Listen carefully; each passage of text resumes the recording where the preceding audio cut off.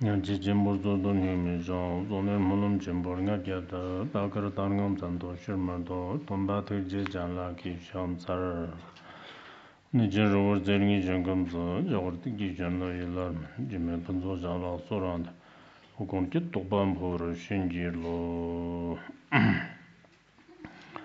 Yang Di Tse, Yang Bi Chongjer Chimbo, Luzamba Chama may be top as if Shavashi, the Hunji Diarala, Labra Shavashi, shall give you Star Kipa. Sandy Mambola, Nimgrip Shipa, Zopa Toba. Zopa Toba, Popa Toba, Mumber Shipa, Chimbo number Zenba. Zong Toba, Manjigba Toba, the Tom Shirgur Jomba, Chuji Tsur, Zapmola, Shinda Jigba.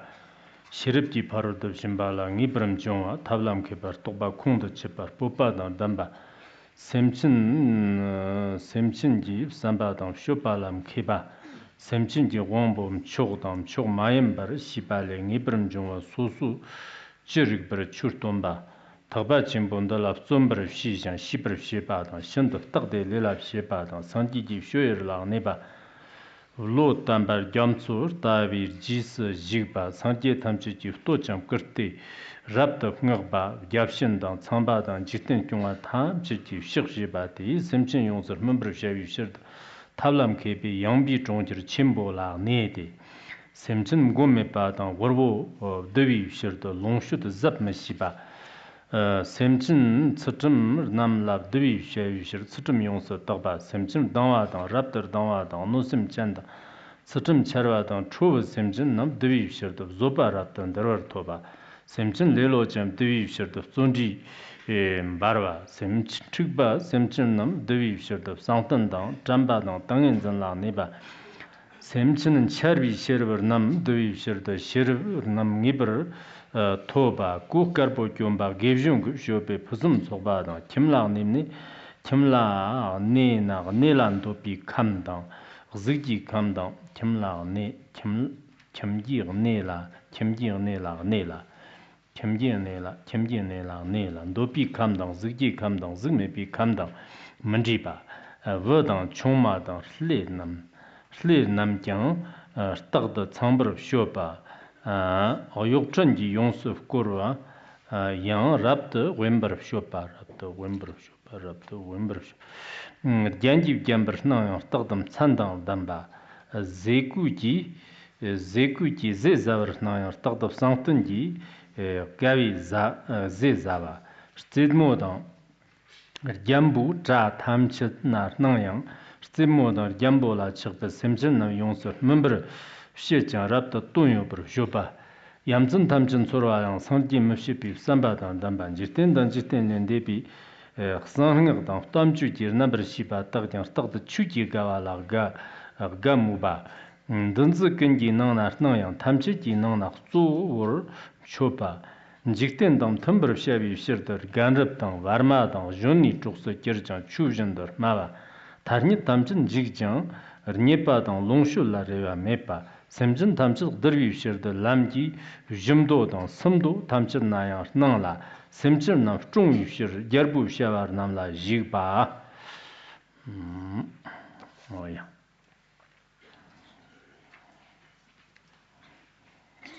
Today we recited for 5 minutes. Sometimes we recite for 15 minutes.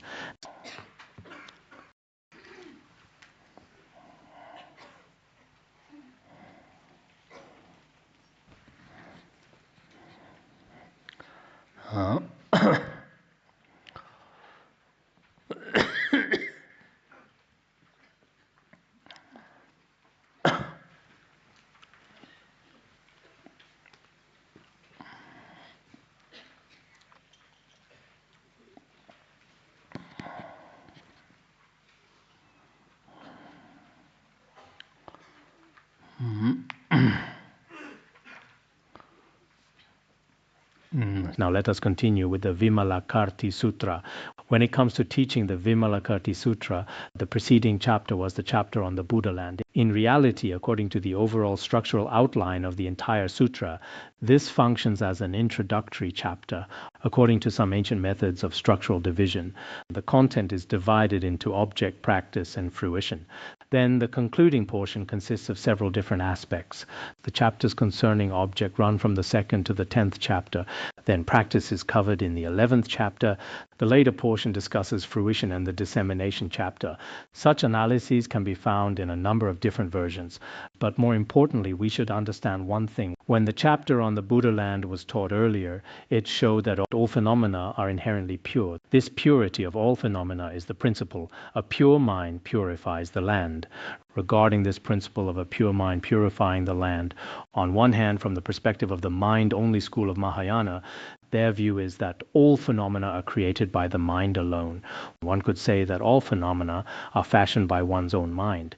Since the mind creates them, if the mind is pure, the land is also pure. At that point, all external circumstances are also pure. What is meant here by the term pure? It means the absence of any stains of affliction and the absence of the contamination of suffering. It is a state of the non-dual union of emptiness and luminosity.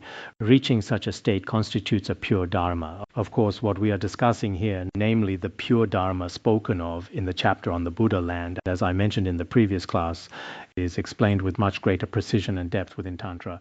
If we are not especially familiar with the principles of Tantra, we might sometimes feel that the Buddha land is taken by bodhisattvas according to the aspirations of beings. Sometimes it is said that the Buddha, for the sake of beings of lower capacity, manifests an impure Buddha land. And yet sometimes it is said that once the bodhisattva's mind attains purity, the entire world becomes pure.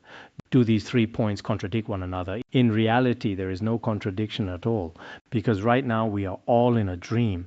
From the perspective of a person who is dreaming, both the dream content and the dreamer, including the places where the dreaming happens and the places they roam and visit, none of these actually exist in the external world. But once they truly awaken, only then is the true nature of their world genuinely revealed. And this revelation depends primarily on the mind. So when beings are temporarily caught in a confused dream, we cannot see the true nature of the world. Once our mind stream is purified, though we have not gone anywhere, we can fully see the pure world within this very Buddha land. We can continue to analyze all of this further on. Today we come to the chapter on skillful means. This chapter on skillful means is also very important. For someone who has not studied the Buddha's teachings or who does not understand the wisdom of skillful means in Buddhism, these 2 characters may seem very simple. One might ask, is there a convenient method for accomplishing this task? Or one might say that this is very simple and convenient. The ordinary meaning of the word convenience as we use it is understood rather superficially. But in Buddhism, wisdom and skillful means, or skillful means and the 10,000 practices of the 6 paramitas, or skillful means as a wondrous expression of great compassion. In this context, the meaning it encompasses is extremely profound. Most people find it very difficult to explain thoroughly. What we are presenting here in this chapter on skillful means is primarily the skillful means of the Bodhisattva, the primary expression of Bodhisattva. Skillful means here is seen in the Layman Vimalakirti. He dwells within the conduct of a householder, yet because of his skillful means, everything he does and everything he thinks, every single action becomes a benefit to both self and others. This is a very important point. Master Kuiji also spoke a great deal about this, including the 6 kinds of dharma for self-benefit in this chapter, as well as the 6 kinds of dharma for benefiting others. Regarding self-benefit, for instance, he explained great compassion, not abandoning beings, and non-attachment. These aspects were explained at great length. And regarding the benefit of others, he spoke of ripening sentient beings and enabling them to attain liberation. He also discussed generosity, eliminating the anger of beings, and many other dharmas. On the surface, it may appear that the Layman Vimalakirti is simply residing in a certain place. This seems to be very simple content. Indeed, it seems extremely simple. But in reality, what we are teaching today is entirely about the meritorious qualities of the Layman Vimalakirti. One could say these are the signs of his spiritual realization. In summary, what everyone should know about today's content is that Vimalakirti is the central figure and the protagonist of this sutra. Vimalakirti appears in the 2nd chapter of the sutra. For instance, consider a television series with more than 10 episodes. In the first episode, his name might only be mentioned. The actual character has not yet made an appearance. He begins to appear when the 2nd episode arrives. Upon his appearance, the text first describes a great many of his noble qualities. Why are his virtues and qualities described in this way? I have spoken of this matter before. Our teaching of the Vimalakirti Sutra this time serves several purposes. One objective is as follows. Many people nowadays hold the belief that while studying and practicing the Dharma, one must completely see through the secular world. They think that if one has not renounced the world, it seems as though practicing in the manner of a layperson, cultivating the path while simultaneously guiding other beings and attaining spiritual realization for oneself at the same time is a feat that is very difficult to accomplish. Many people hold this perspective. In reality, this way of thinking is a mistaken view. According to the perspective of this sutra, one group of practitioners chooses to completely renounce their secular households, proceed to quiet and secluded places, and practice the path of monasticism. This is indeed one valid approach. Buddhism fully praises this path as being very good. This represents one portion of practitioners. And then there is another portion which is quite different from what people in the world say today. What worldly people sometimes perceive as Buddhism is not actually Buddhism at its core. And what they believe is not Buddhism is sometimes actually genuine Buddhism in certain aspects. Therefore, I feel that some people's evaluations of Buddhism, their commentaries, and how they position the faith still differ considerably from the truth. So what is it that we should understand here? We must understand that as lay people, it is fully possible for them to engage in deep practice. Furthermore, if they practice exceptionally well, in reality, the levels of realization attained by some lay people far surpass the levels of US monastics. Throughout the entire Vimalakirti Sutra, almost every chapter illustrates this specific principle. Much is spoken regarding this from the 2nd to the 11th chapters. During the course of Vimalakirti's illness, the Buddha sent his 10 great disciples one by one to visit him. But because his level of realization was so profound, many people were unable to debate with him on the level of views, let alone surpass his understanding. At that point, even though their status was that of monastics, they could not help but bow before Vimalakirti with deep reverence. This is the principle being illustrated. So what are we focusing on today? We are discussing the main content of this chapter. The first thing to understand is that as a layperson, one can attain a very high level of achievement. This is one of the key points we need to learn. There's also another important point. For those who hold the status of monastics, you must not look down upon lay people. Among lay people, there are many remarkable lay bodhisattvas. It must be said that they far surpass certain Shravakayana monastics of the Hinayana. Their level of realization is such that one has no choice but to revere and honor them. That is one aspect. And here is another. For those practitioners who are lay people, although we may temporarily be unable to reach the extraordinarily high level of realization that Vimalakirti possessed, as we have not yet reached that stage ourselves, nonetheless, as lay Buddhist practitioners, we can still measure and compare ourselves to his example. Ultimately, we should be able to attain at least a portion of those noble qualities.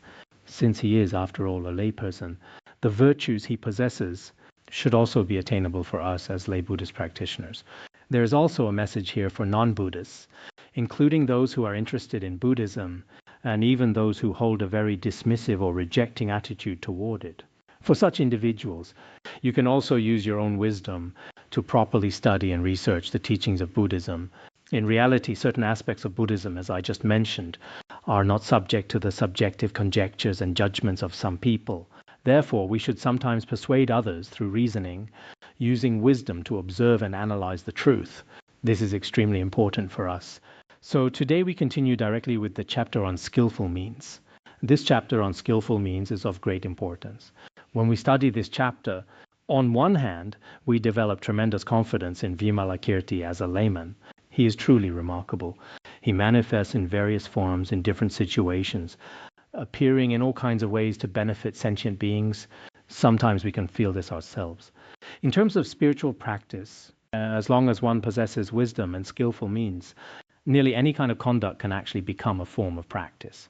There is deep truth in this kind of principle.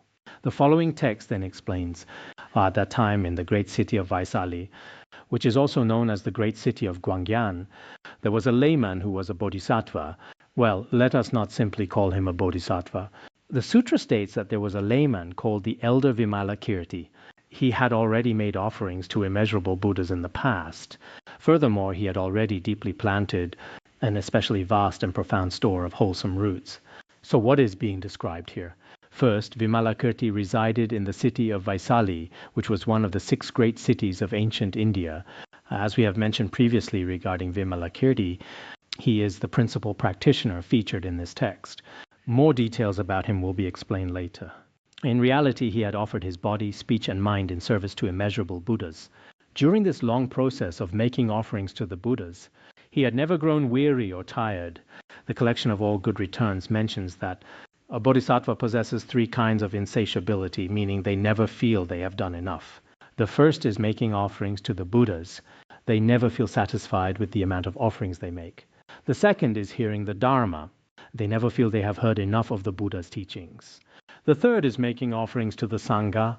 They never have enough of supporting the monastic community.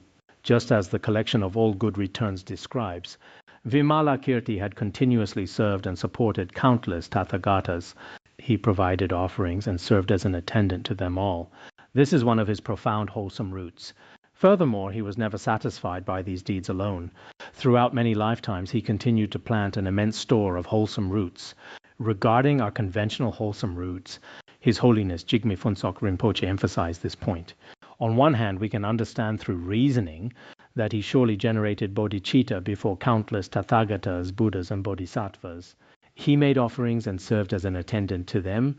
Even more importantly, he valued conventional wholesome roots. These include activities such as making circumambulations, releasing lives, and reciting various sutras. These are the conventional wholesome roots of our daily lives, including reciting mantras and making offerings to the Sangha in all aspects. He accumulated even the most minor wholesome roots in great abundance. For this reason, I believe that the many disciples in the lineage of His Holiness Jigme Phuntsok Rinpoche, both within China and across the world, must value the unconditioned wholesome roots of the ultimate truth, while also valuing conventional worldly wholesome roots of our body, speech, and mind. The teacher often said that as a Buddhist practitioner, regularly holding prayer beads in your hand is very important. If one holds prayer beads in hand, it indicates that they may be practicing their yidam and reciting their mantra. They might even be performing practices of confession. One should have their own personal mantra recitations and their own daily spiritual commitments to fulfill. This is the kind of teaching that was given. Vimalakirti possessed these noble qualities, and that is one point. Then we come to his attainment of the tolerance of non-arising. Through his practice over a very long period of time, he attained the realization that all phenomena neither arise nor cease. This means he attained a level similar to that of the 8th or 1st ground bodhisattva. He had not the slightest fear of the nature of emptiness. He was fully able to abide in the principle of non-arising. What is it that one attains at the stage of no more learning? One attains the state of non-arising. At that point, there is no longer a conception of a self. And at this particular stage, we often speak of the state of avaivartika, which is found frequently in the Amitabha Sutra and other texts. This term comes from the Sanskrit language.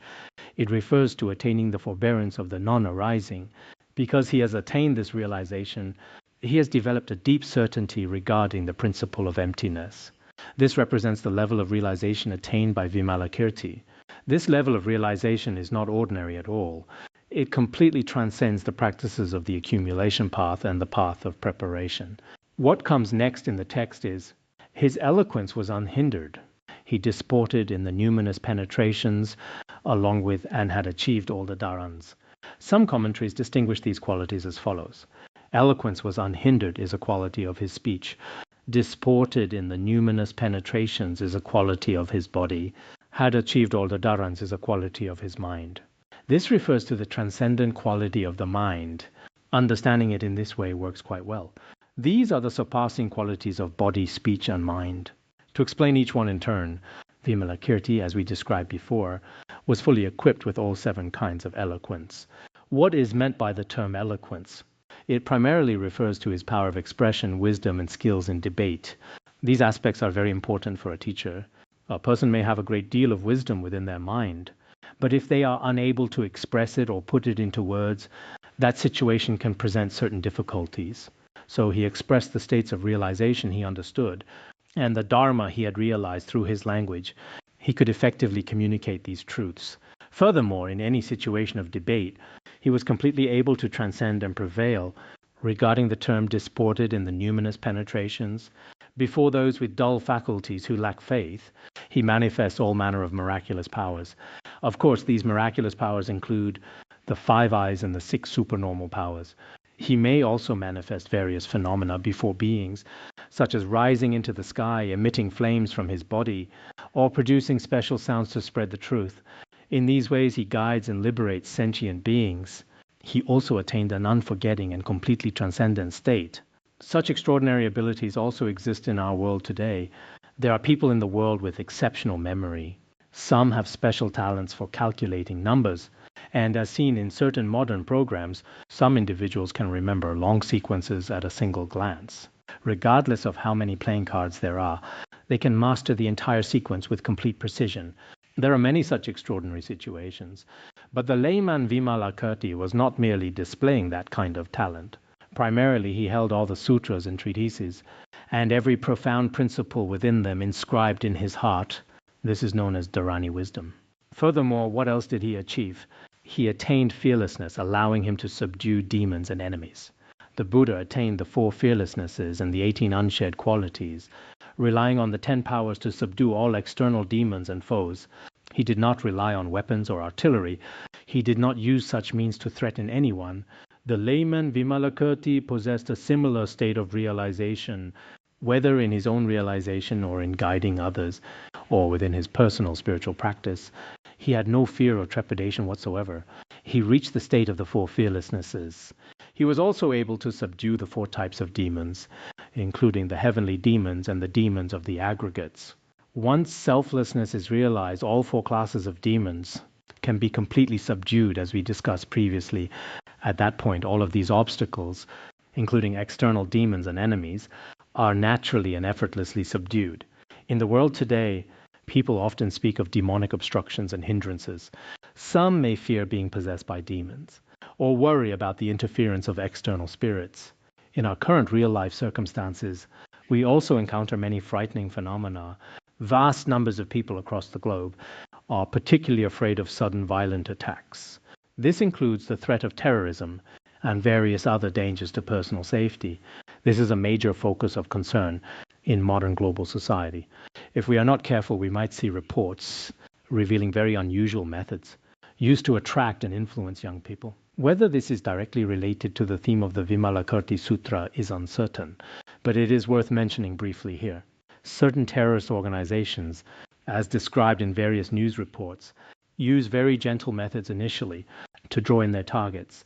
They often seek out people who are currently unemployed or who lack clear aspirations in life. They target those who stay at home, the so-called shut-in young men and women. They use online platforms to captivate and draw these people in, persuading them to join their organizations. These organizations would never identify themselves as terrorists or anything of that nature. Instead, they claim to have a powerful vision, promising a grand future and successful enterprises. They speak of their nation and their ideals, painting everything in an extremely beautiful and appealing light. Consequently, many young people, including university students who leave their studies unfinished, join these groups in large numbers. Once they arrive there, they likely lose even their most basic personal freedoms. Many people abroad who previously joined such organizations and have since returned to their own countries, particularly in Western nations, find that the public is very afraid of them. Since they carry these habits and karmic seeds, people wonder if they will continue their past actions. However, some countries believe that because these are their own citizens, they should be allowed to remain in their homeland. But according to their own accounts, the majority of those who joined those ranks would probably find it impossible to return even if they wanted to. Young people especially, including those in university or working away from home, should be very cautious with the vast amount of information online. If one does not analyze things very carefully, the recruitment efforts of certain organizations might appear very inviting under the banners they fly. Their external image is carefully crafted to be warm and welcoming. In their photographs and descriptions of the environment, everything is presented as extremely beautiful and pleasant. But once one truly joins that organization, it immediately becomes a kind of high-pressure policy. The leaders force them to undergo rigorous training. When it comes to this kind of training, many of those within the Islamic State, such as ISIS, operate within organizations that are extremely severe. This includes the current situation in Syria. Regarding certain issues occurring in Syria, the entire world has no choice but to pay attention. I hear that even today airstrikes are still happening. But as for who exactly is striking today, perhaps America has not officially admitted to it. The overall situation in Syria is also rather unique and particular. Perhaps it is the collective karma of beings manifesting. In the past, their cities and their country were doing quite well. There was once a king. Let me speak briefly about this. That king had an eldest son who was originally destined to inherit the throne. However, it seems that he later passed away. And so the other figure became the king. He had been studying medicine in England and knew nothing of politics. So the responsibility fell to him to take power. While he governed, he understood nothing of politics or economics. Eventually, the entire country fell into total chaos.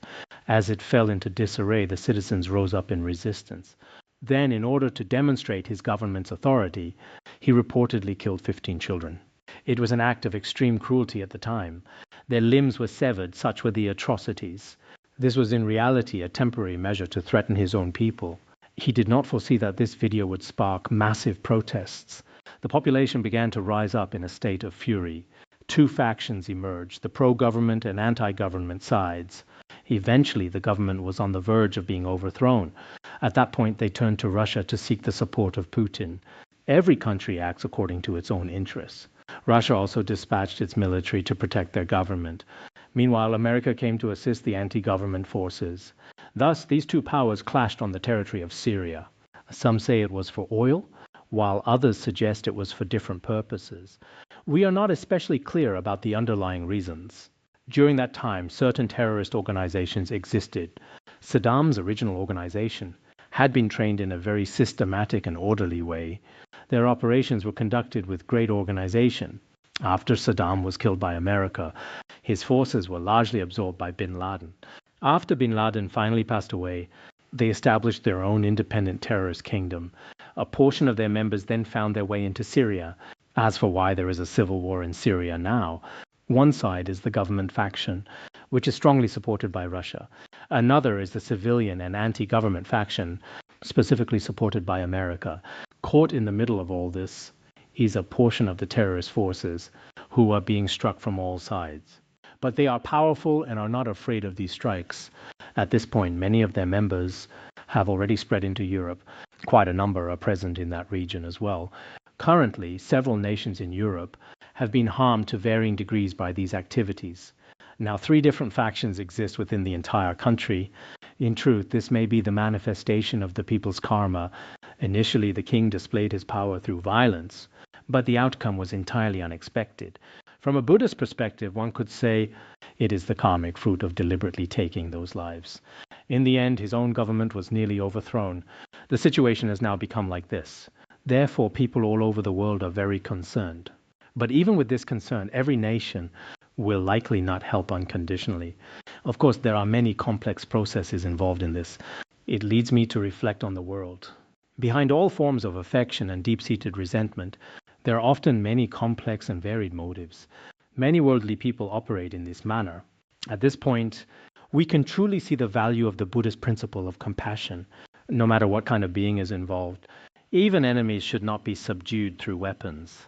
Only after the hatred in their mind stream has truly been pacified can they be settled in the garden of liberation. This approach is truly unique. What we are also discussing today, to put it simply, is that in our ordinary everyday lives, we may also encounter various forms of harm. But regarding these harms, when one abides in the state of the Bodhisattva's realization, many demonic hindrances will naturally dissolve. We also hope to attain such fearlessness. Throughout the process of spiritual practice, may all adverse conditions and demonic obstacles be cleared away, especially when you yourself do not particularly focus on them and do not particularly cling to them. Many adverse conditions will naturally clear away.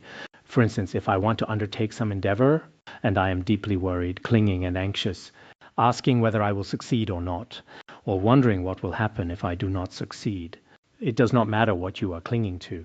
If you cling to it in such an intense way, many demonic hindrances and obstacles arise instead. However, if you regard all the phenomena of the world as being actually a kind of illusion, we must ask why we suffer. The causes of suffering are of 2 kinds. One is this intense clinging to the self. When one clings intensely, suffering arises from that very clinging. And the second cause is our lack of understanding that all phenomena are empty by nature. What we see is merely an illusion, but we fail to recognize it as such. Instead, we believe it to be truly existent. Because of this belief, fear and suffering arise. So if we truly understand that all outer phenomena are illusions, and that the 6 sense faculties that cling to them are also not truly existent, then much of that suffering and those demonic obstacles will naturally fade into silence and vanish. This was a brief digression on the topic of Syria. I sometimes concern myself with such global matters. I perhaps get involved in quite a lot of things. I manage both Western and Eastern concerns. But it is fine because it still has some meaning. It is better than listening to arguments or other kinds of stories. It may be much better. Next we come to entering into all the gates of profound Dharma. He was excellent at the perfection of wisdom. The Layman Vimalakirti had mastered the profound Dharma gate of emptiness and the Dharma of true reality. He had also already accomplished the 6 paramitas. He had realized the paramita of wisdom, including the selflessness of persons and phenomena. From the ultimate perspective of the true nature of all phenomena, he had penetrated everything without obstruction. And from the conventional perspective, because he had mastered skillful means, from the paramita of generosity through to the paramita of wisdom, he was proficient in all the Dharma gates of skillful means. The great aspirations of the Bodhisattva had also been accomplished. His aspirations and vast vows made over countless eons could now be fulfilled, just like the 48 vows of Amitabha Buddha, or the 12 vows of Paisajaguru Buddha, and so forth. Like the sublime vast vows made by Buddhas and Bodhisattvas, his aspirations too had been accomplished. This is primarily explained from the conventional perspective.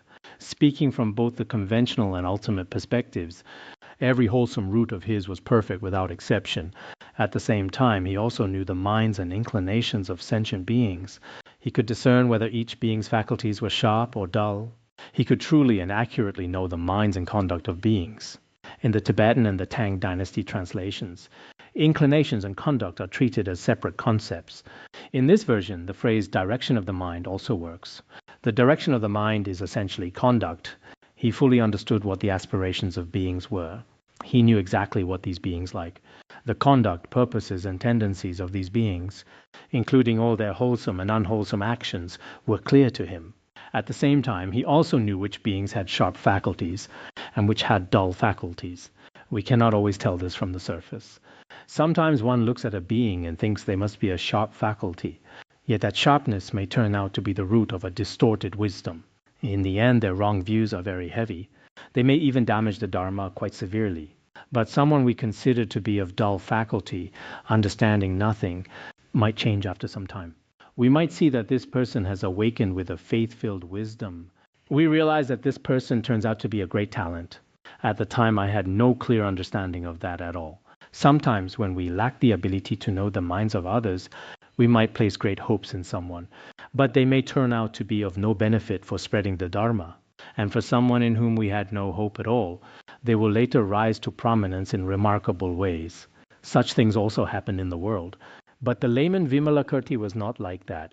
He understood the aspirations and conduct of all beings, regardless of their different faculties. Their preferences and their conduct were clear to him. He understood everything completely.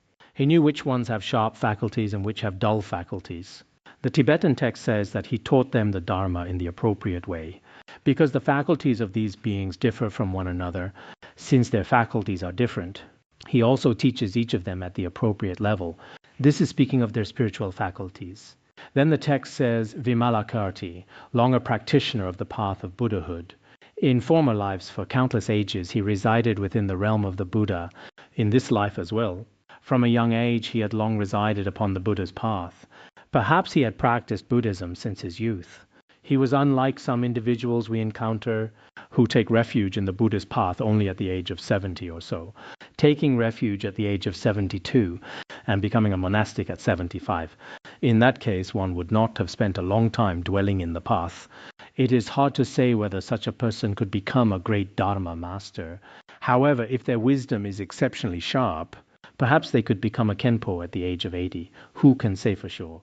Has there ever been such an occurrence? One might take refuge in the Buddha at the age of 70 or so, and then choose to become a monastic.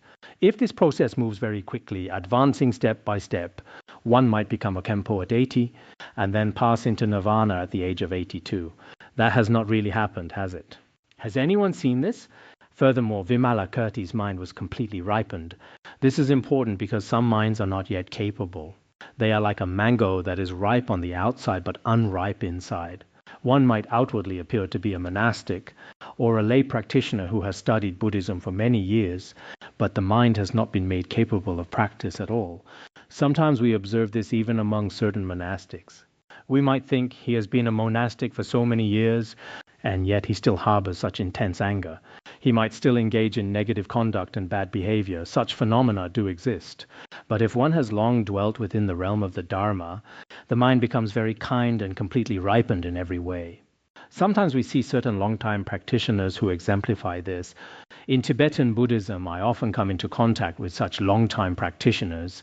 All their conduct and every action they take is dedicated to Buddhist practice. They have no other way of life. Truly, there are times when one might consider oneself to have been practicing for many years. But when compared with those dedicated long-time practitioners, we see that although they have no great fame, no wealth, nor anything else that the world might praise, they practice quietly and without renown.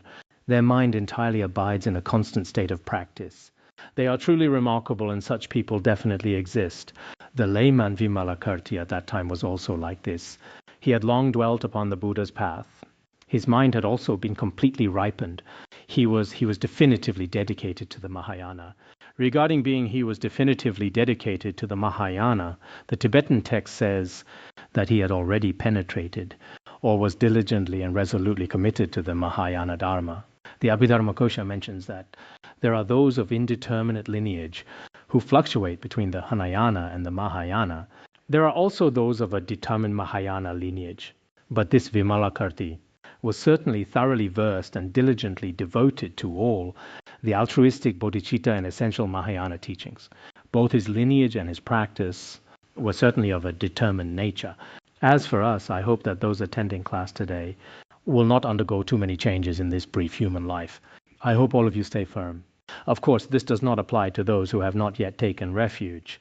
But if you have already taken refuge, it is best not to keep changing your mind. Make a firm aspiration, ideally to continue this from life to life. If you cannot truly conceive of aspiring for life after life, then at least in this life, no matter what happens, resolve that you will not fall back from the Mahayana. One must make a very firm and resolute vow. This is very important. Actually, the determination of one's lineage also depends on oneself. One should think, I am now making this aspiration before all Buddhas. As you see, we recite these vows every day. But after reciting them, it seems some people truly change their minds very quickly. There were people at Larunga who were diligently attending classes before, back then when we recited every day. They held prayer wheels in both hands, not just one. They were spinning prayer wheels in both hands. They felt that a human rebirth was so precious and extraordinary. At the time, even I myself felt somewhat humbled by their fervor, but later not only were the prayer wheels gone, but their prayer beads were gone too.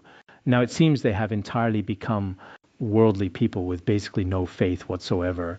When I heard some of this news, it pained my heart to see that people really do change so quickly. It seems as if the scene from back then when we were reciting, the sight of them holding prayer wheels in both hands, keeps arising in my mind. And whenever I think of it, I sometimes find it impossible to sleep at night. I just keep dreaming about them. I wonder whether this person truly has not fallen back or what has happened. Such tragic shifts truly occur. So for us, not falling back within the Mahayana lineage is very important.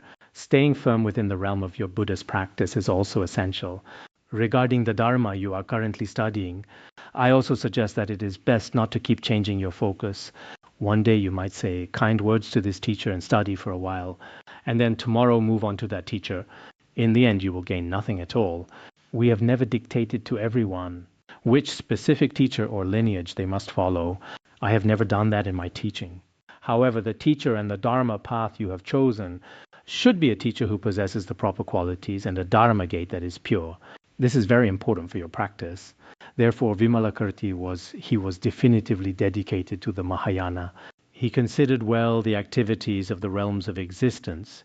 Whether Vimalakirti engaged in worldly matters or supramundane affairs, his wisdom always led the way.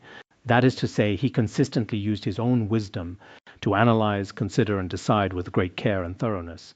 He did not simply follow whatever others were saying.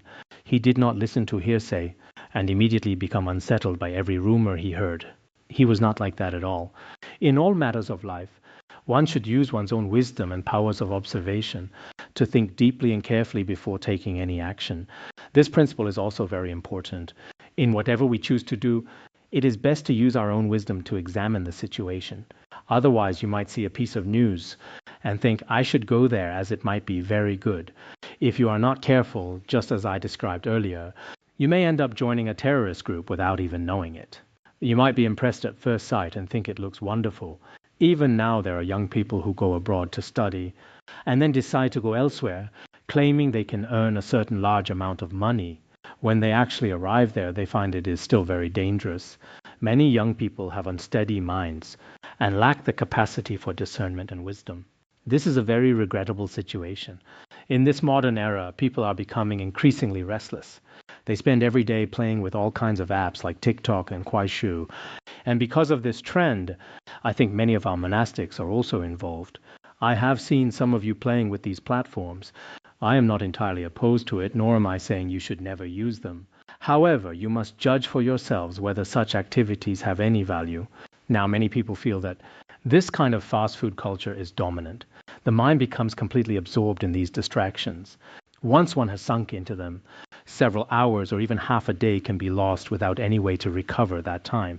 When people lack wisdom, they simply follow these trends blindly. Certain platforms nowadays have all kinds of manipulation behind them. They serve various purposes and economic interests. They may have many other hidden motives. If we lack the capacity for wisdom at that point, we will be misled.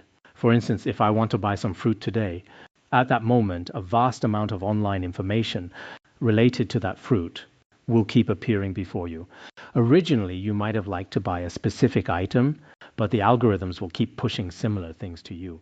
Similarly, there are many short videos available now. I would not say they are completely without value.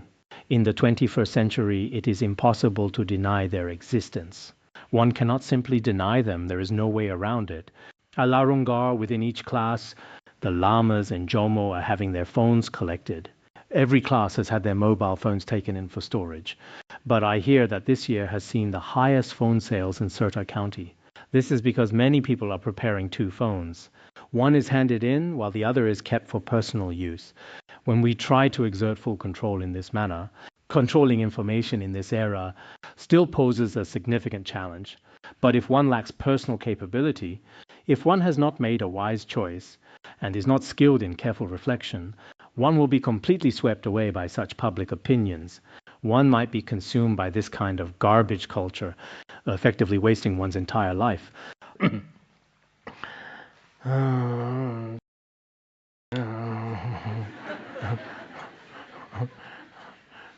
I just felt a bit tired for a moment. I thought today there would be no way to finish the lecture. Oh, there is also a translator here today, right? Am I speaking too fast for the translation? It is fine.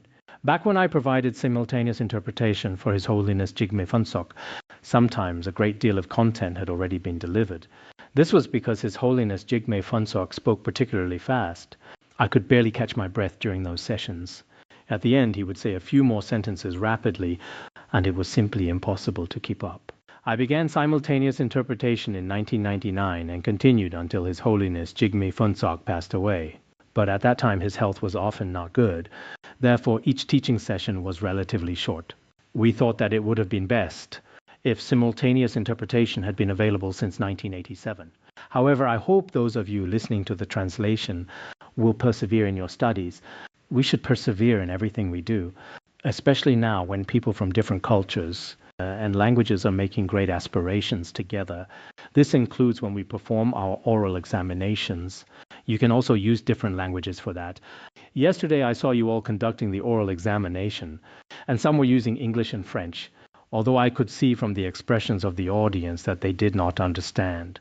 even though they could not understand the words. Everyone was very curious and attentive. They were listening even more carefully than they would to a language they understand. This is also a kind of enjoyment, is it not? When sentient beings rejoice, the Buddhas rejoice. When the Buddhas rejoice, one attains realization. Residing in the deportment of the Buddha, his mind was great as the ocean. Vimalakirti abided within the dignified conduct of all the Buddhas. In all his actions, whether walking, standing, sitting, or lying down, all aspects of his dignified conduct were proper and in accordance with the Dharma. Although he lived as a layperson and did not have the same requirements as a fully ordained monk, he did not need to follow the 250 precepts. However, even as a lay practitioner, his behavior and dignified comportment still needed to be majestic and solemn. Therefore, as Buddhist scriptures often describe, he carried himself like a great elephant or the king of bulls. When walking, he would cast his gaze downward at the length of a yoke.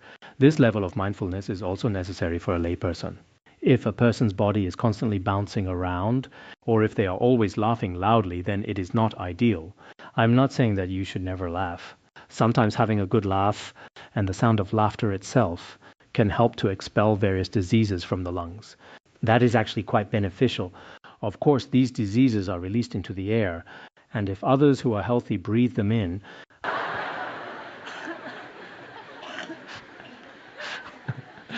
I am only joking.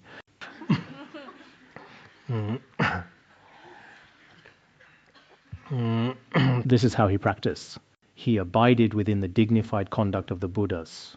His mind was exceptionally vast, deep, and far-reaching, just like the great ocean. His state of realization was lofty and sublime. He was not like us, who are sometimes petty and calculating.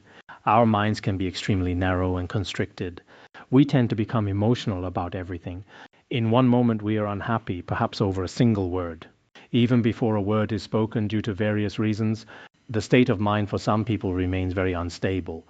It is like the spring weather we often describe. One moment you are happy, and the next you are in intense suffering. This suffering often requires no reason at all. It simply arises. Whether it stems from past karma or external conditions in this life, maintaining such a state is not very helpful. The mind should be like the vast ocean, inclusive and embracing. As we discussed a few days ago, the mind should be open and vast while precepts and vows are kept strictly. The mind should be especially expansive like the great ocean. What defines the great ocean? According to Kumarajava, the great ocean possesses three distinct qualities. First, it is deep and vast without any limit. The great ocean is truly boundless in its depth and width. Second, it is pure and remains uncontaminated. Because the great ocean does not retain any corpses, it remains supremely pure. The third quality is that it is filled with rich treasures and precious gems. Precious gems are found there in great abundance. Master Sengzhao spoke of 5 qualities. When I compared those 5 qualities with these 3, I found that Kumarajva's version basically includes them all. Our own minds are the same. In reality, if you truly possess a high state of realization, your mind will have both depth and breadth. One could say it is deep and vast without limit. The mind is also naturally pure and unstained. Even the names of afflictions cannot be found when you look within. Afflictions themselves are ultimately illusory. The mind also holds a great abundance of qualities, including all the virtues of the fruition of the Buddhas and Tathagatas. These are like treasures and precious gems that are naturally present within us. So our mind can also be compared to the great ocean. Vimalakirti possessed the Buddha's conduct and a mind like the ocean. For many of us who are practitioners, striving to be exactly like Vimalakirti and acting properly in accordance with the Dharma in all things, while focusing solely on benefiting sentient beings without making a single mistake, might be impossible for ordinary people. However, we should transform our conduct as much as possible and move it in a positive direction. We should also transform our state of mind. Perhaps you were originally very narrow-minded or an extremely emotional person. Through study and contemplation, most things will eventually become more manageable for you. You will stop dwelling excessively on pain, sorrow, and despair. Constant quarreling and arguing with family members is truly a very painful way to live.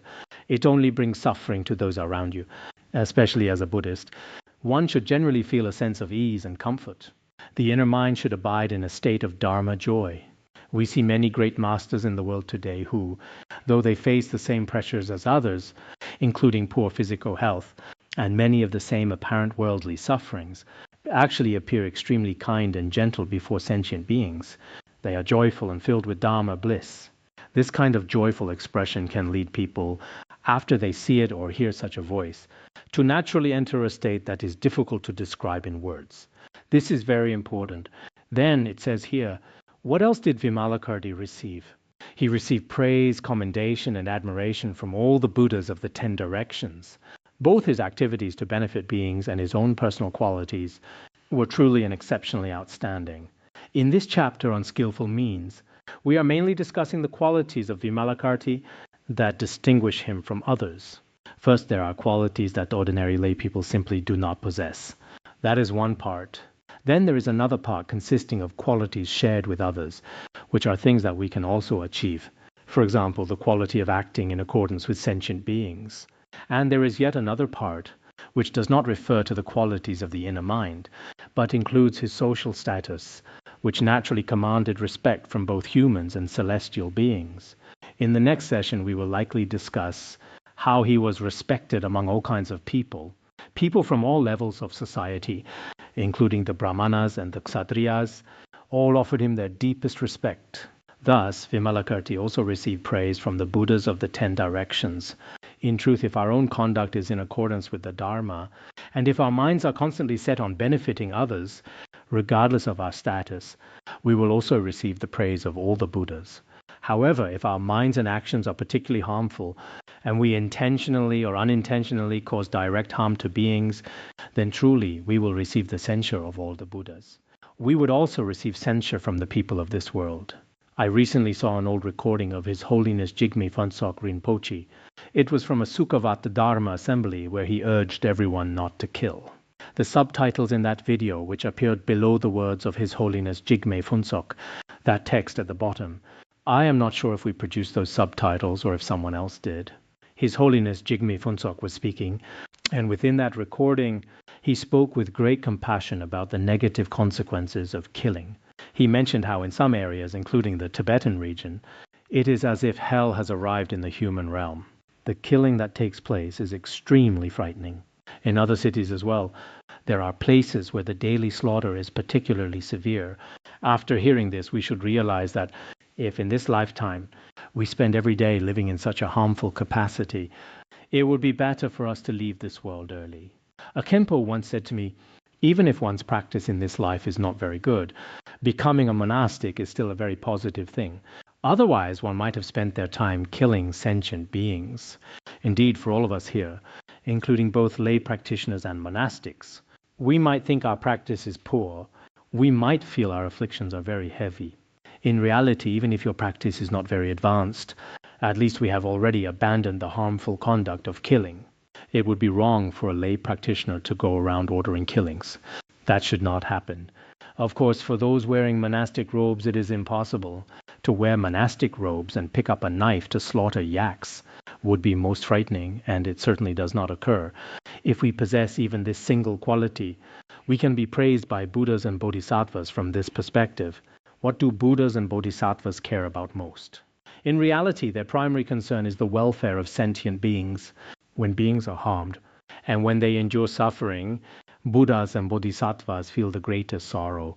Therefore, avoiding harm will also bring joy to the Buddhas and Bodhisattvas. What is this point about? In our teaching, it is perhaps only possible to explain it this way. One moment we speak of Vimalakirti, and the next we speak of our own qualities or situations. But that approach is also acceptable. Teaching this sutra is a relatively relaxed process. Teaching is different from composing formal treatises. When composing treatises, one must be very strict. This applies even when you are taking lecture notes. There is still a difference between lecture notes and composing a treatise. When preparing lecture notes in the future, one needs to accommodate the speaker's feelings at that time. As long as there are no serious logical violations or errors, one can generally be a bit more open when teaching. It does not have to be exceptionally rigorous during a lecture. Teaching and debate can involve uncertainties. But when composing treatises, one must be strictly accurate. This is what the great scholar Chandragomin once said. Thus, when we teach, it is possible for us to see our mind streams transform a little in each class. We look at the qualities Vimalakirti possesses and compare them to our own. Some we may have and some we may not. Regardless of those differences, we will continue to compare and analyze the content of this sutra. The text goes on to say that the Buddhas praised him as their disciple. Indras, Brahmas, and world lords, heavenly kings, revered him. All held great respect for him. Even so, he still wished to guide us human beings. Therefore, through the method of skillful means, he resided in the city of Vaisali. Regarding the word disciples mentioned earlier, the Tibetan text does not include these two characters. However, some brief commentaries on the Vimalakirti Sutra suggest that disciples here refers to the Shravakas. That interpretation has been mentioned. Among several different translations, other versions do not contain it. The Tibetan version also lacks this term. Master Xuanzang's version seems not to have it either. However, Juqian's version does include the word disciples. In this case, the disciples might refer to the Shravakas, or perhaps they are not necessarily Shravakas. This is because the passage describes celestial beings. It mentions Indra, Brahma, and the lords of the world. The lords of the world refers to the guardians of the world, such as the four great heavenly kings. Master Xuanzang also uses the term guardians for those who protect the world. These guardians, the four great heavenly kings, are called Jikten Kyongwa in Tibetan. The 12 great generals mentioned in the Medicine Buddha Sutra are also included in this category.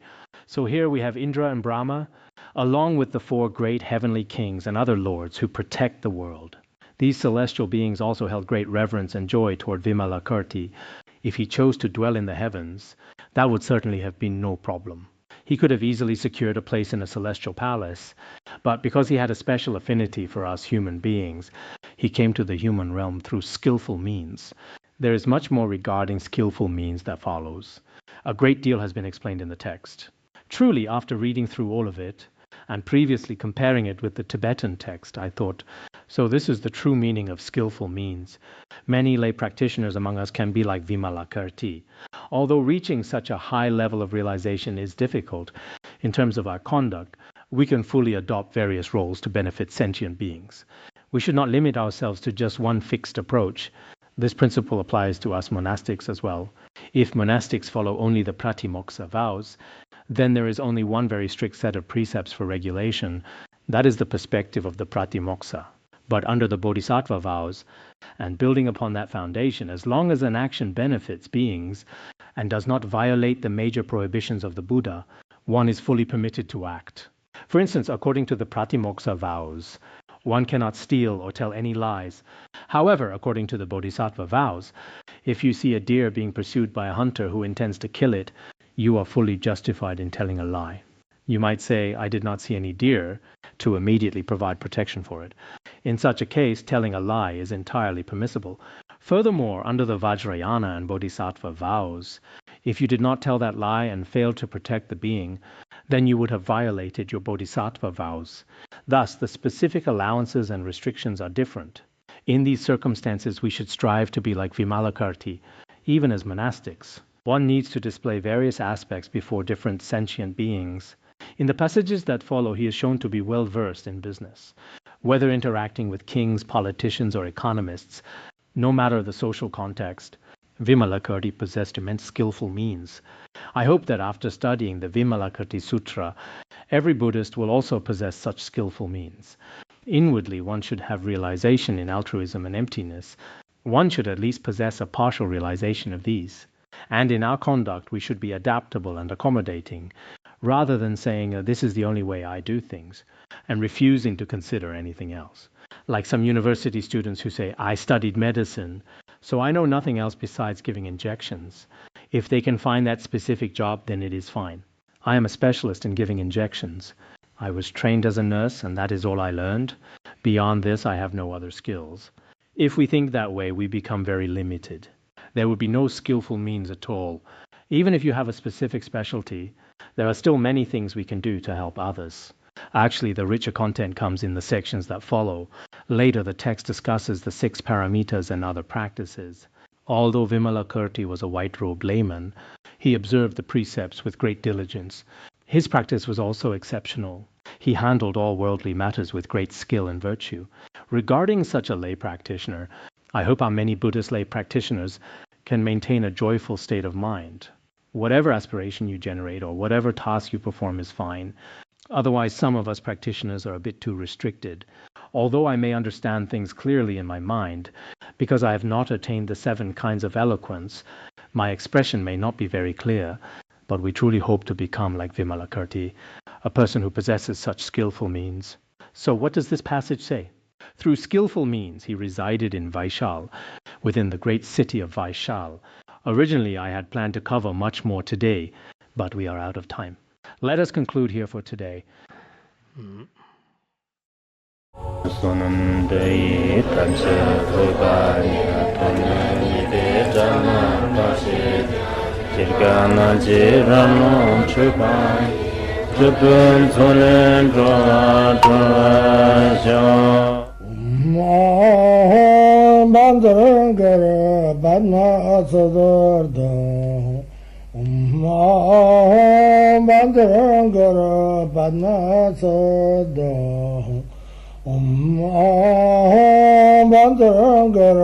Bandara